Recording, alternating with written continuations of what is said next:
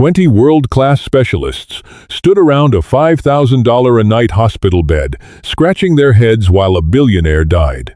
They sequenced her DNA, ordered lumbar punctures, and debated phantom autoimmune disorders in hushed, arrogant tones. Nobody bothered to look at her fingernails. It took a janitor making $11 an hour to actually open his eyes. Arthur Hayes smelled the bleach before he even pushed open the heavy oak doors of the VIP wing. It was a sharp chemical burn that sat at the back of his throat, a scent that had long ago permanently settled into the fabric of his cheap polyester uniform. He leaned his weight against the heavy yellow mop bucket, the plastic wheels squeaking in a rhythm that matched the dull throb behind his left eye. It was 2 a.m. In the basement locker room, Arthur had left behind a half-eaten ham sandwich and a final notice from the electric company.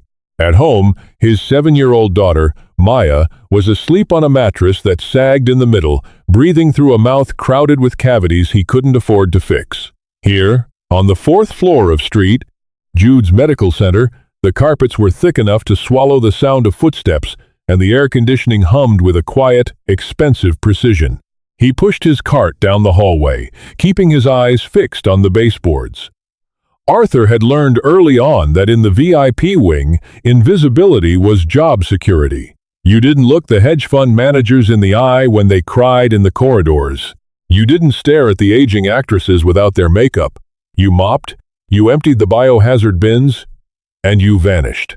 Suite 401 belonged to Vivian Croft.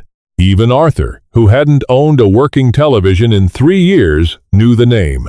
She was the architect of some massive tech conglomerate, a woman whose face usually graced the covers of glossy magazines in airport newsstands. But the woman lying in the center of the sprawling, dimly lit room didn't look like a magazine cover. She looked like a collapsed lung. Arthur dragged his mop across the Brazilian cherry wood floor near the entrance, the wet cotton sliding over the varnished surface with a soft, wet hiss. He glanced toward the bed. Vivian Croft was 42, but tonight she looked 70. Her skin possessed the gray, bruised quality of an overripe peach left too long on a counter. She was swathed in silk sheets brought from her own home, a pale, icy blue that only made her complexion look more thoroughly dead. The room smelled wrong.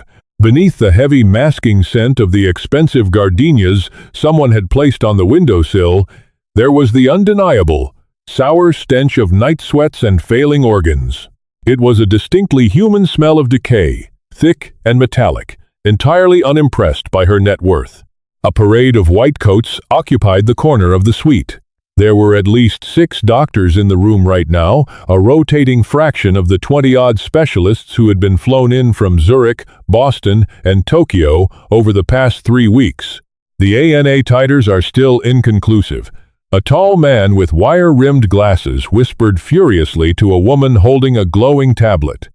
If it were lupus, the corticosteroids would have initiated a response by day 4. We are looking at a rapid-onset neurodegenerative process, possibly a prion variant.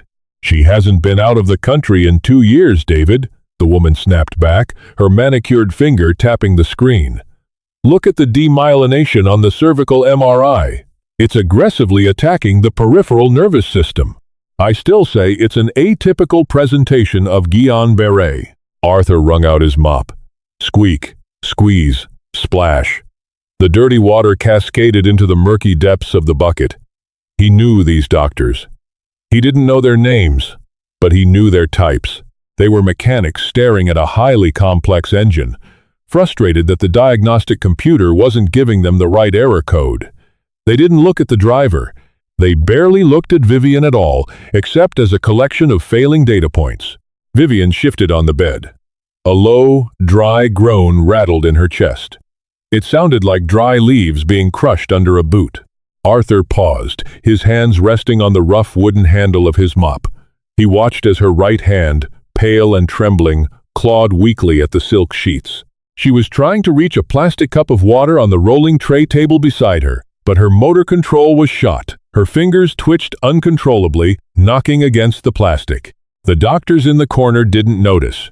They were arguing about spinal fluid proteins. Arthur took a step forward. He shouldn't.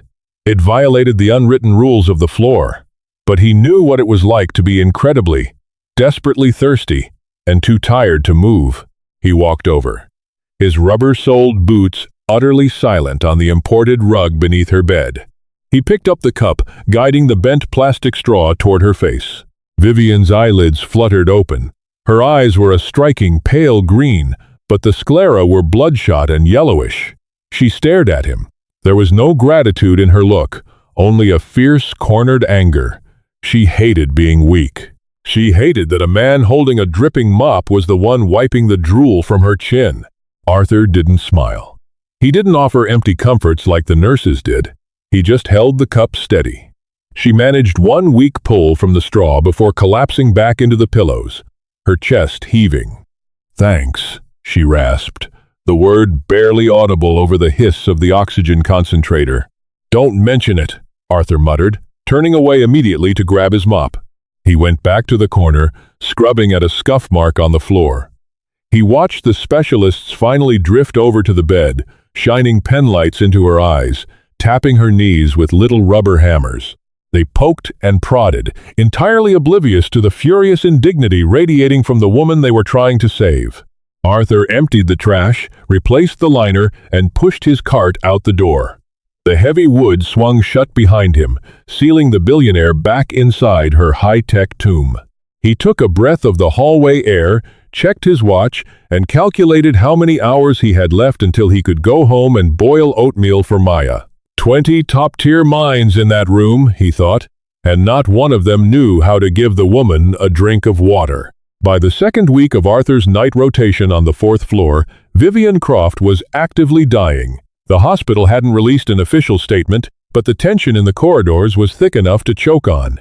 The board members of her company had begun hovering in the waiting room down the hall, speaking in low, urgent voices about stock prices and proxy votes, smelling of scotch and expensive wool. Inside Suite 401, the machinery had multiplied. There were IV pumps blinking with red and green lights, a continuous renal replacement machine humming like a heavy-duty refrigerator, and a heart monitor that beeped with an erratic, stressed rhythm. Arthur methodically wiped down the baseboards with disinfectant. The smell of the room had worsened. The gardenias had been thrown out, replaced by the sterile, biting scent of chlorhexidine and the underlying sour tang of sweat. Vivian was losing her hair. Arthur noticed it first when he emptied the small wastebasket by her bedside. Intertwined with the discarded alcohol wipes and tissues were long, thick strands of dark brown hair. Then, he saw it on the pillows. Great clumps of it, leaving her scalp looking patchy and violently inflamed.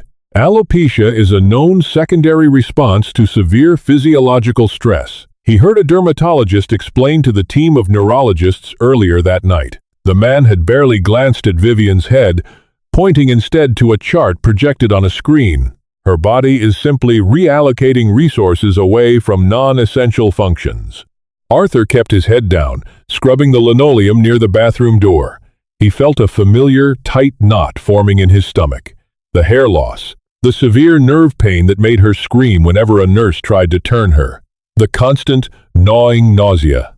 It tugged at a memory, something buried deep under years of exhaustion and unpaid bills. Before Maya was born, before his wife died of an aggressive breast cancer that bankrupted them, Arthur had worked maintenance at a chemical processing plant outside of Akron. It was a dirty, brutal job. The air in the plant always tasted vaguely like pennies and sulfur. He remembered the older guys, the ones who worked directly on the mixing line without proper respirators. He remembered his friend Pete. Pete had started dropping his wrenches, said his fingers felt like they were on fire. Then Pete started losing his hair in big, ugly patches. The company doctors had told Pete it was stress, maybe early onset Parkinson's. By the time they figured out what it really was, Pete's kidneys had shut down. Arthur shook his head, trying to clear the thought. He was a janitor. He barely had a high school diploma. He had no business second-guessing a room full of people who had spent more years in medical school than he had spent paying rent. The door to the suite clicked open. Arthur paused his wiping and retreated to the corner, becoming part of the wallpaper.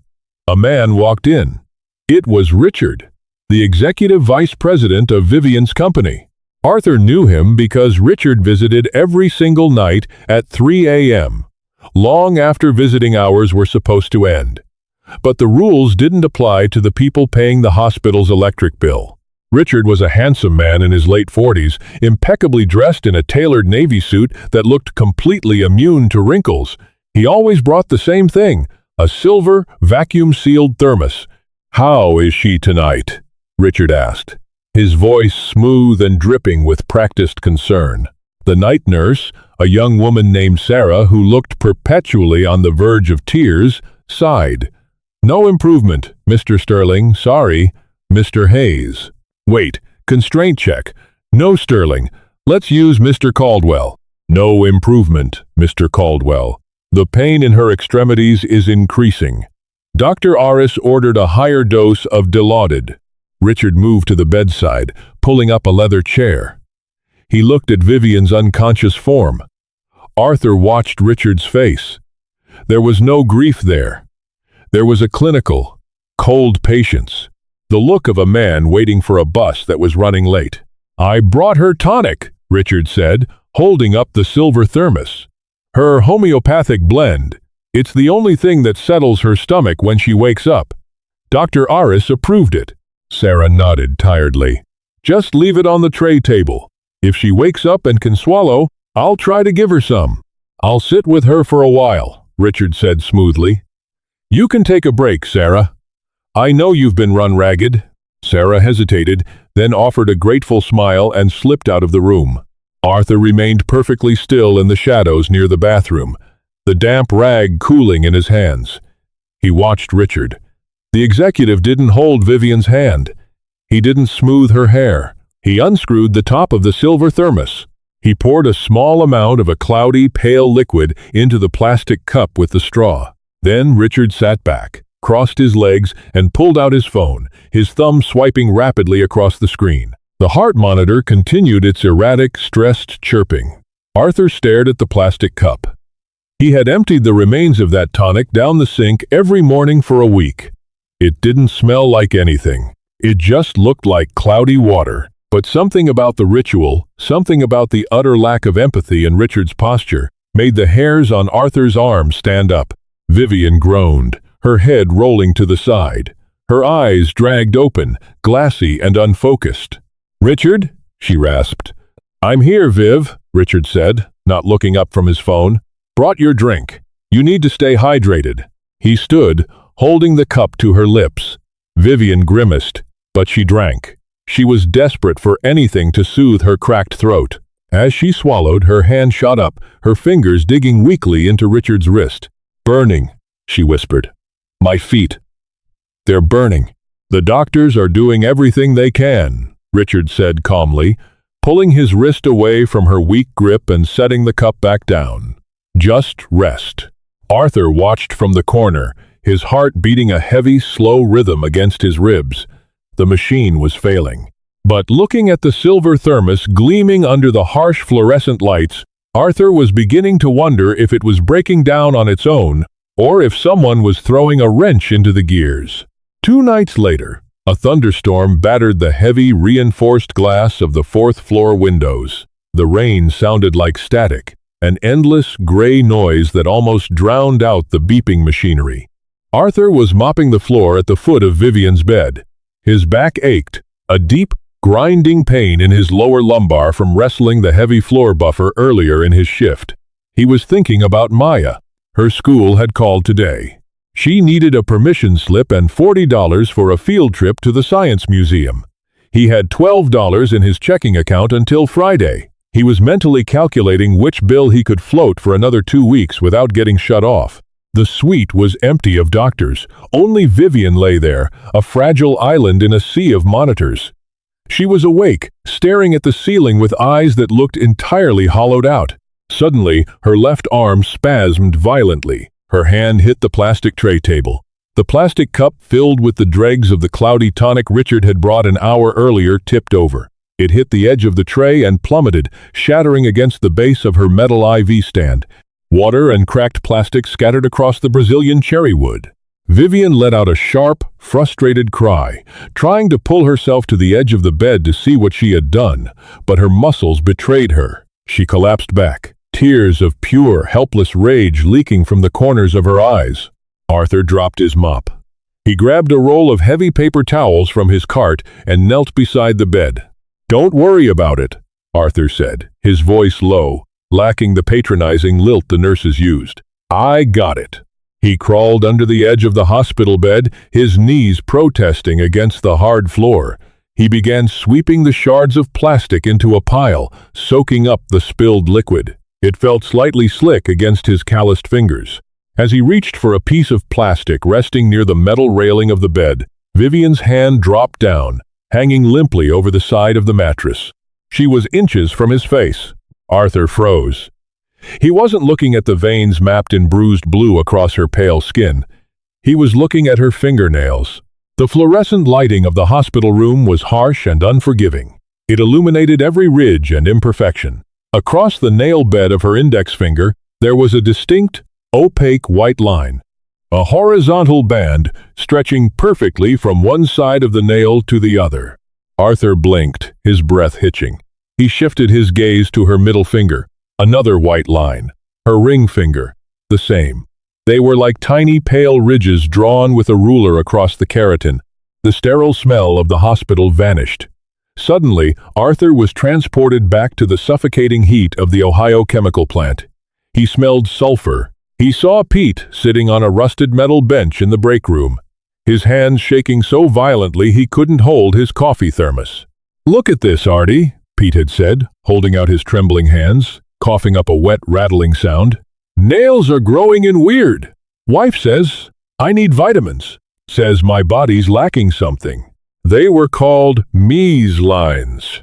Arthur remembered the company doctor finally explaining it after Pete was put on a ventilator. It wasn't stress. It wasn't Parkinson's. It was heavy metal, thallium, specifically. An odorless, tasteless, highly toxic metal used in the manufacturing process they were running without proper ventilation. It attacks the nervous system. It makes your hair fall out. It causes severe neuropathic pain in the hands and feet. It shuts down the kidneys, and it leaves a white, transverse line across the fingernails as the body tries to grow through the poisoning. Arthur stayed on his knees, his eyes locked on the billionaire's hand. 20 doctors. Neurologists, rheumatologists, specialists who charged $1,000 an hour. They had run MRIs, CT scans, and 100 blood panels looking for esoteric genetic markers and rare antibodies. They were looking through microscopes at her DNA. None of them were looking for rat poison. Arthur slowly stood up, a damp clump of paper towels crushed in his fist. He looked at the silver thermos resting innocuously on the bedside table, her homeopathic blend, the only thing that settles her stomach. Richard brought it every night. Richard, who looked at her not with worry, but with the cold calculation of a man waiting for a return on an investment. Vivian was watching him. She saw his expression change. She saw the way his eyes darted from her hand to the thermos. "What?" she breathed, the words scraping against her vocal cords. Arthur swallowed hard. The silence in the room felt heavy, dangerous. He was a maintenance worker. He wore a name tag that said Art crookedly pinned to a shirt that smelled like industrial bleach. If he went to the charge nurse, if he went to doctor, Arison suggested the CEO of a multi-billion-dollar company was being slowly assassinated by her VP via heavy metal poisoning, they would laugh him out of the building. Worse, they would fire him. They would fire him for being delusional, for overstepping, for looking at a patient's chart. If he lost this job, Maya didn't go to the dentist. Maya didn't go to the science museum. Maya lost her apartment. He had $20 to his name. He looked at Vivian. She was a titan of industry. She had ruthless lawyers, private jets, and more money than Arthur's entire bloodline had ever generated. But right now, she was just a terrified, dying woman who couldn't even hold a plastic cup. Arthur looked away, throwing the wet paper towels into the biohazard bin. He picked up his mop handle. The wood felt rough and familiar against his palms. The safe choice was to push the cart out the door. Let the rich kill the rich. It wasn't his world. It wasn't his problem. He turned toward the door. The wheels of the mop bucket squeaked. "Wait," Vivian croaked behind him. It wasn't a command. It was a plea. Arthur stopped in the doorway. He closed his eyes, thinking of his wife's face when the machines had flatlined. He thought of Pete's white fingernails. He gripped the handle of the mop so hard his knuckles turned white. "Damn it," Arthur whispered to himself. He let go of the mop. It hit the door frame with a loud, hollow thwack. He turned around and walked straight past the $1 million medical equipment, stopping right beside the silver thermos. Arthur's hand closed around the cool, brushed steel of the thermos. It felt heavy. It felt like a bomb. "What are you doing?" Vivian's voice was a rusted hinge. Her eyes darted from his face to the door, a sudden, sharp panic piercing through her lethargy. She was entirely defenseless. If the janitor decided to snap, she couldn't even raise an arm to block a blow. Arthur didn't answer right away. He unscrewed the lid. The sound of the metal threads grinding together seemed deafening in the quiet room. Inside, the pale, cloudy liquid sloshed gently. It smelled like absolutely nothing, just wet, flat air. 20 years ago, I worked maintenance at a chemical plant outside Akron, Arthur said. His voice was low, trembling slightly. He wasn't used to speaking to the people in these beds. "Guy I worked with, Pete. He ran the mixing vats. Ventilation was garbage." Vivian frowned, her brow furrowing weakly. "What does?" "Pete started dropping his tools," Arthur interrupted, the words spilling out fast and rough. He couldn't stop now. If he stopped, he would realize how insane he sounded and run. His feet burned. He lost his hair in clumps. Doctors said it was stress. They said his body was attacking itself. He took a step closer to the bed. He pointed a calloused, bleach-stained finger directly at her right hand. "Look at your nails, Miss Croft." Vivian slowly rotated her wrist. The movement cost her a grimace of pain. She stared at the pale, bruised flesh of her own fingers. "The white lines," Arthur said, his chest rising and falling heavily. "They're called Mies lines. Pete had them. The doctors finally figured it out right before his kidneys failed completely. It wasn't an autoimmune disease." Arthur swallowed, his mouth suddenly bone dry. It was heavy metal poisoning. Thallium. Rat poison, basically. Tasteless, odorless. The heart monitor beside the bed skipped a beat, then fluttered, picking up speed. Vivian stared at her nails, the stark white ridges cutting horizontally across the keratin. Her intellect, the brilliant, ruthless engine that had built a tech empire from a garage in Seattle, seized upon the information.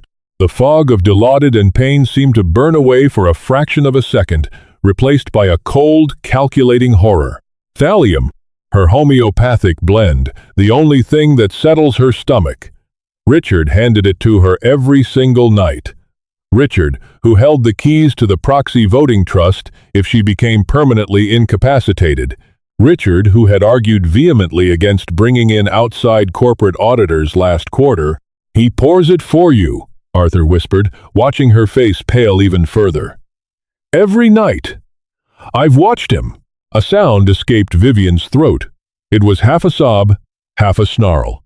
It was the sound of a predator realizing it had been caught in a trap set by its own shadow. Tears spilled over her lashes, hot and angry, tracking down her sallow cheeks. "He's killing me," she breathed. "I think so, yeah," Arthur said bluntly. He didn't offer a platitude. He didn't say, "Maybe we're wrong." He just stood there, holding the steel thermos. Get a doctor?" Vivian stammered, trying to push herself up on her elbows. "Tell Dr. Eris." "No," Arthur said. He shook his head, retreating a step. "Look at me, lady. I mop the floors. If I take this to that arrogant guy with the glasses, he'll dump it down the sink and have security throw me out for disturbing a VIP. And then Richard will just find another way to finish the job." Vivian collapsed back onto the pillows, her chest heaving. She knew he was right. The hospital hierarchy was a fortress, and Arthur was a peasant standing outside the gates. "My bag," she gasped, rolling her head toward the leather armchair in the corner. "My handbag. The inside pocket." Arthur moved to the chair. He wiped his sweaty palms on his trousers before reaching into the $6,000 leather bag. He dug past a useless compact and a dead smartphone. His fingers brushed a heavy, embossed card. He pulled it out. It was a matte black business card with a single name and a phone number. Gideon Vance. Wait, constraint check. No Vance. Using Gideon Cross. Gideon Cross. Corporate security. Call him, Vivian commanded, her voice dropping to a terrifying, absolute whisper. Tell him I need the Prussian blue, and tell him to bring the police. Arthur stared at the card. He nodded slowly. The heavy oak door handle clicked. Arthur moved with a speed he hadn't possessed in 10 years. He shoved the black card into his pocket, grabbed the steel thermos, and practically threw it onto his cleaning cart, burying it under a pile of damp, dirty microfiber cloths. He snatched up a spray bottle of glass cleaner just as the door swung open. Richard stepped back into the room. He had a cup of black coffee from the nurse's station in his hand. He looked impeccably rested, utterly calm. Richard paused, his dark eyes snapping toward Arthur. The janitor was aggressively spraying the vanity mirror above the sink, his back to the room. "What are you doing in here?" Richard asked, his tone clipped and irritated. "Cleaning the mirror, sir," Arthur mumbled, keeping his head down. He scrubbed at a non-existent smudge, his heart hammering against his ribs like a trapped bird. Richard's gaze drifted to the bedside table. He noticed the shattered plastic cup on the floor. He noticed the missing thermos. "Where is Miss Croft's drink?" Richard asked. The temperature in the room seemed to drop 10 degrees. Arthur stopped wiping. He turned around, keeping his posture slouched, his face blank and mildly stupid. "The cup fell, sir. Spilled everywhere. I cleaned it up and took the metal jug to the utility sink to rinse it out. Smelled like it had gone bad. Figured you'd want a fresh one." Richard stared at him. The executive's eyes were flat, assessing the man in the cheap uniform. Arthur held his breath, forcing his hands not to shake. He was a nobody. He relied on the fact that men like Richard never actually looked at men like him. After a long, agonizing silence, Richard scoffed softly. "You idiot. That was expensive medicine. Leave. Now. I'll get her more tomorrow." "Yes, sir." "Sorry, sir," Arthur muttered. He grabbed the handle of his cart. He pushed it toward the door, the wheels squeaking their familiar rhythmic complaint. He didn't look at Vivian as he left. He couldn't.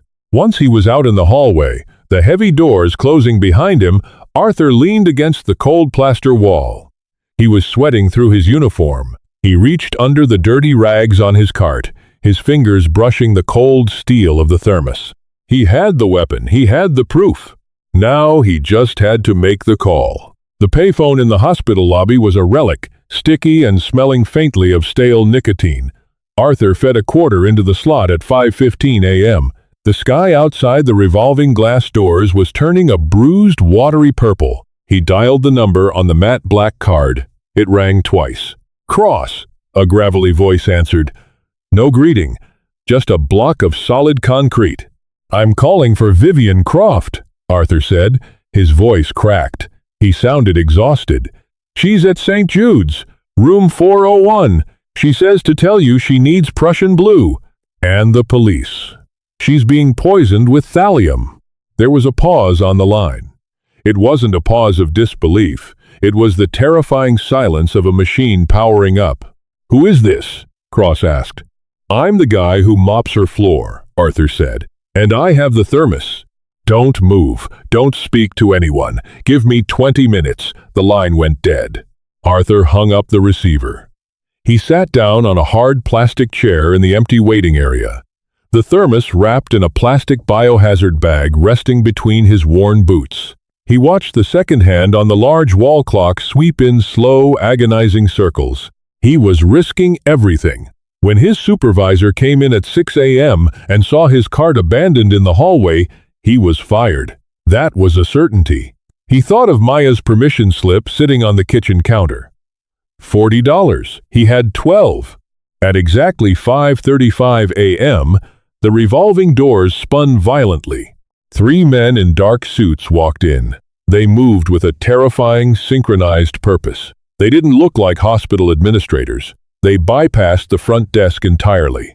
The man in the lead, a broad-shouldered man with a scarred jawline, locked eyes with Arthur. Arthur stood up, picking up the plastic bag. "You're the mop?" Cross asked, his voice low. "Yeah," Arthur said. He handed over the bag. "Don't let them tell you it's Guillain-Barré." Cross took the thermos. He gave Arthur a single, sharp nod of appraisal. Then, he and his men moved toward the elevators. Arthur didn't follow. His part was done. He walked out of the hospital, into the damp morning air, and caught the 6 a.m. bus back to his cramped apartment. The fallout at St. Jude's Medical Center was nuclear. It happened exactly as Arthur had predicted, only faster. Cross bypassed the attending physicians and brought in an independent toxicologist from a private lab. They drew Vivian's blood and took hair samples. By noon, the results were indisputable. The thallium levels in her system were catastrophic. Dr. Eris, the arrogant neurologist, was reportedly pale and stammering when the police arrived. The 20 world-class specialists had spent 3 weeks looking for hoofbeats and expecting zebras, while a man had systematically fed their patient rat poison under their very noses. Richard Caldwell was arrested quietly in his office boardroom at 2 p.m. He didn't scream or fight. He simply called his lawyer and adjusted his silk tie as the handcuffs clicked into place. The thermos contents had been tested. The concentration of heavy metals was enough to kill a horse. He had been slowly dosing her, pacing the decline to look entirely natural, entirely incurable. But Arthur didn't see any of that. Arthur was standing in his tiny kitchen, the linoleum peeling near the sink. He was stirring a pot of cheap oats. The smell of cinnamon and burnt sugar filled the air. Maya was sitting at the wobbly table, coloring in a notebook. "Dad, did you sign my slip?" she asked, not looking up from her crayon. Arthur stared at the oats. His phone had been shut off 2 days ago for non-payment.